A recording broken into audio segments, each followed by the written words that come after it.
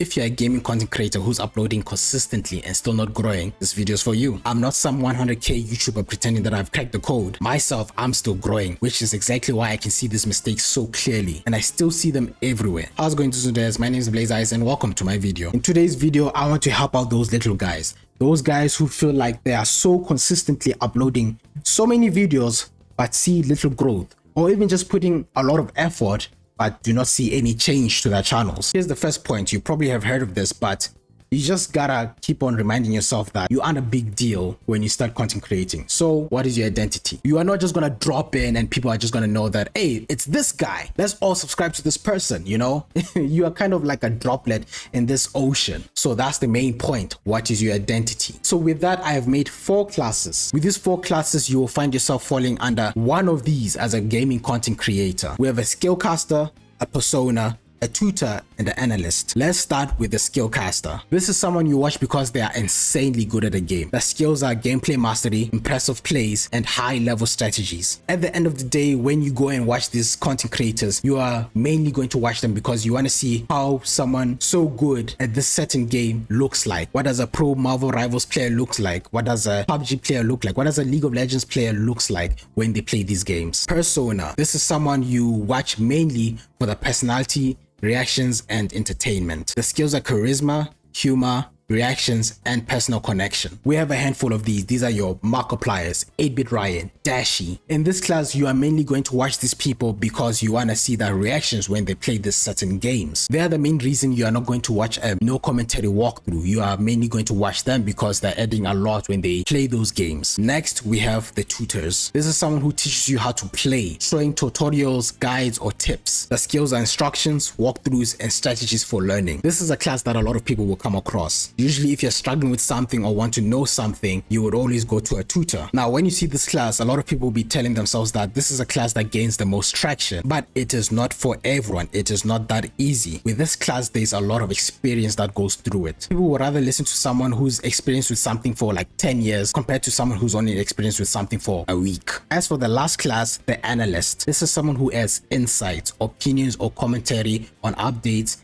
game news, drama, or meta shifts. The skills are critical thinking, discussion, adding context, or shaping opinions. With this class, you're turning yourself into someone who's worth listening to. When people choose this route, they want to go with something safe, like just being on the fence with a lot of opinions. They do not want to be the main target when it comes to the conflict of people leaning on one side or the other side. But if you do lean on one side, you are creating a lot of engagement, especially in the comment section. But as someone who does this type of content, you are more so trying to create a debate that there is no winner or any losers. You're getting your points across, you're listening to the other person getting their points across, and at the end of the day, you are trying to see where they're coming from. So there you have it. Those are your classes. So you might find yourself leaning on one of these a lot. Of course, there are times where someone is not completely leaned on one class. So now we have those special cases that people have a main class and a secondary class. For example, let's look at Persona. Let's look at Markiplier. Markiplier will play these games and, you know, he's there getting scared, he's enjoying the game and everything. When he's done playing a game, he gives his points, his views on how he felt about the game. Now that becomes an analyst. In such a scenario, Markiplier's main class is a Persona and his secondary class is an analyst. So you get a handful of game content creators who do this. In my case, this is also sort of like an announcement. So with me, my main class is going to be a tutor. I've been playing games for more than 15 years. I can help people at the end of the day with those type of games, not only through content, but also just with my friends on how so often they will come and ask me on exactly how they should do a certain thing in a certain game. So that's kind of like how I came to my conclusion that I want to be someone who teaches people how to play certain games. And then with my secondary, it's going to be an analyst. When I give my points on a game or just anything in general, I say it how it is. I am very unfiltered. I'm very transparent. Some cases you can even have a third class, but the issue with that is you're kind of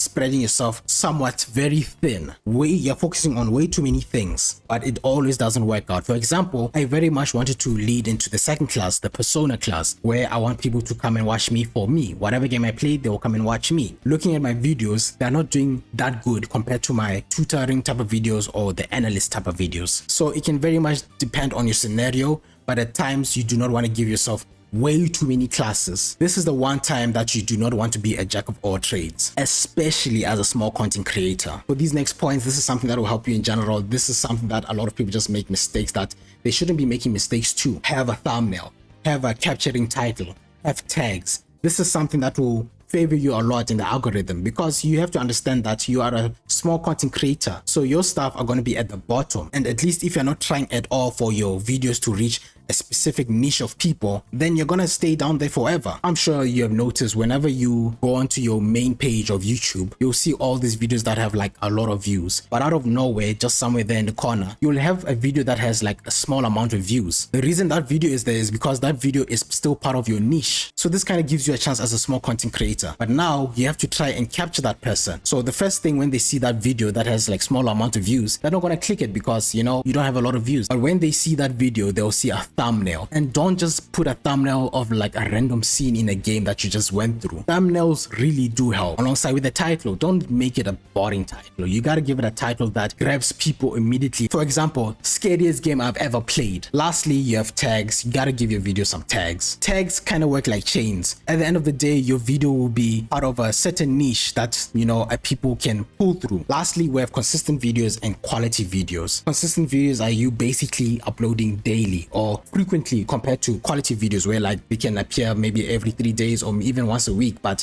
there's a lot of effort put into them, like editing and such. If you're able to upload as frequently as you can, I very much recommend it. The more videos you get out there, the more that you are gonna end up on the algorithm. That's you taking a lot of shots at like a target, and eventually one of them will hit. With a quality video, you're kind of hoping that you are gonna grab a lot of people's eyes as soon as possible when they click onto that video. So you're gonna use a lot of strategies to try and capture a lot of people's eyes, like a lot of editing, a lot of funny moments. So now with what I want to focus on, do I really want to give up on literally just uploading me playing games in general? No, not really. So it's either that I have to make a second channel, or I have to schedule when exactly I play these type of games and stuff like that, you know?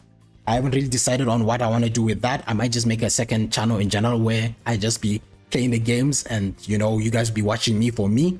But yeah, more on that later. But anyway guys, I hope this video helped you out a lot, because I am in the same shoes as you guys and I just want everyone else to improve. But I will catch you guys in the next one. If you guys did enjoy, you know what to do. Drop a like, subscribe to my channel. The video helps me out a lot, and I'll catch you guys in the next one. Let's crank out and move out.